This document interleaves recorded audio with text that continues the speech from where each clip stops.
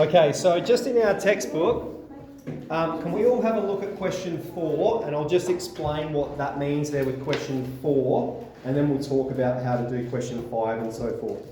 So with question 4, it says, consider the graph alongside and determine whether each statement is true or false. So the first question we have is minus 5 in the domain of the function? What that means is, if we look at the domain, we can see it goes from the lowest x value, minus 7, the highest x value is positive 5. And so minus 5 lies in that region. So this is a true statement. So we're just working out, does it lie in the graph or not? Okay. Square root of 2 you can just evaluate on your calculator, but that's about 1.7. Okay, when we get to question 5, 5 and 6 and 7, we'll start to use our calculator a bit. So 5 says to use your calculator and so forth. So put our textbooks down. Let's flick back to our notes, because right at the end of our notes we had 2 processes for finding domain and range algebraically. Now we'll actually just do domain for these 2. For the range, we'll look at our graph to inform what's going on with it, especially at year 11 level. Okay, so for the first one here, we just need a definition of what a square root means, all right? Now, one thing we should know is you can only square root a positive number. So this is the technical way of defining it. The square root of a exists if a is either 0 or positive. If you type in the square root of minus 4 in your calculator, it will say error, math error. Okay, if you go on to do spec, you learn about solutions to it and so forth. But for our purposes, it's not a real number. It's a non-real answer. So that means a has to be positive. The inside of the square root has to be positive. So for our domain then, when we get to here, we have x plus 3 is the inside of the square root. So for the domain, x plus 3 must be positive. Must be greater than or equal to 0.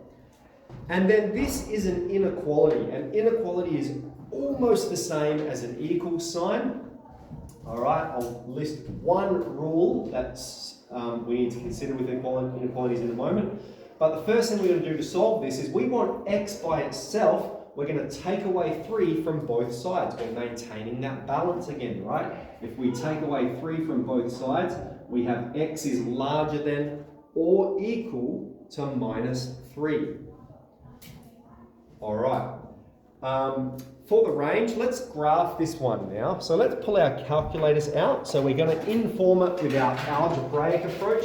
We're going to inform it with our graphing.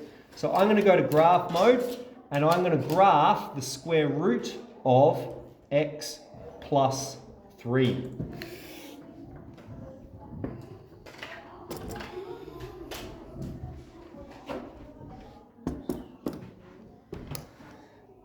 Now, I'm going to delete these other graphs because I don't want to see them.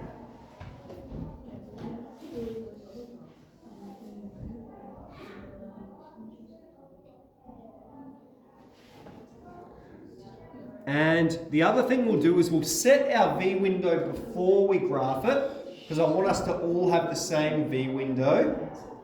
So we'll press Shift V window, which corresponds with F3, and we'll just make sure it's set to the standard setting. Okay, pressing F3 will set it to the standard setting.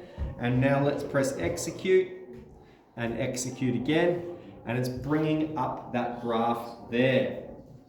Okay, if we were to state the domain and range of this, look, we can see there's x is minus 3, and it exists for values of x larger than minus 3. We've satisfied the statement about the domain. For the range, okay, the lowest value of y, we can get from tracing along it. All right, tracing along it. Remember, the lowest value of y is when x is minus 3. When the x value is minus 3, the y value is 0. So it exists at that point. All right, you can make the argument like this. The lowest value of y is 0. The highest is infinity. We're including 0 because it exists at that point. We drop the infinity, and then we flip the inequality. So our domain for this function, x is larger than or equal to minus 3. the range y is greater than or equal to 0. Now, you can do that in question 5 when it's asking about the quadratics. Okay, maybe I'll just give you one hint for those. So if we have a look at 5a, graph x squared takes 7x plus 10. So we'll just x it out and we'll go x squared plus 7x take 10. Okay, we're going to graph this quadratic. And we'll just keep the V window as standard. If we don't change the V window, it will remain in the standard setting. Okay, and you can see it's going down here and we can't quite see it. We can't see the bottom of it. That means we need to change our V window. We need to change our minimum value of y. All right, so we can just zoom out. You can press the zoom out button. You can change all of these numbers. All right, I reckon a good strategy is just to keep it a grid. So you can just double it, go from minus 20 to 20. Or if we know that we've got some minimum value we're approaching, I might just type in there minus 20 or minus 30 or something like that, just so that I can now zoom out a bit and see that minimum point. Because if we want to know the domain and range, there's arrows here saying it's going to the left and right forever. Our domain is XER, but there is a minimum value for Y. Now, we can use our calculator. We're familiar with the trace option, okay? But I'll just show you a few other skills. We can trace along it. Where we access most of the skills in our graph is in GSolve, F5. When we press that, we've got roots. Roots are x-intercepts, okay? So we can press that, it'll bring up where it intercepts the x-axis. We'll use that in our lesson tomorrow. I'll go back to GSolve. We've got the maximum point for the y value, the minimum point.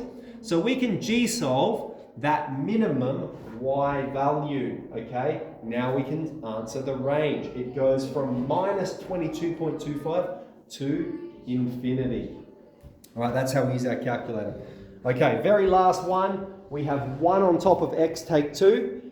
And I'll just say about this one, remember, we can't divide by 0. Other than that, this function will exist as long as the bottom is not 0.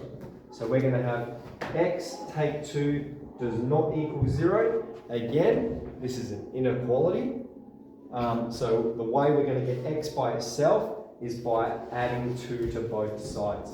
X does not equal 2. We can see that from this here. If you put the number x is 2 into this equation, you'll have 2 take 2, which is 0. You'll have 0 in the denominator, and that is an error. It does not exist when x equals positive 2. Okay. So inequalities, right? I said I'll write one rule down. Okay. Everything's the same as an equal sign, unless you multiply and divide by a negative number. Multiplying and dividing are the same. But if timesing or dividing by a negative number, the inequality flips direction. Now you may see that pop up in question 8. So we've got enough. What I definitely want you to get done, question 4, try question 5, question 6, give them a go, all right? Yeah, basically I reckon you'll find from question 6 onwards quite challenging, but I'm going to encourage you to try it out, please, for homework. Tomorrow we can address any questions that you got, and we'll have a look at composite functions. Excellent. We'll do that tomorrow.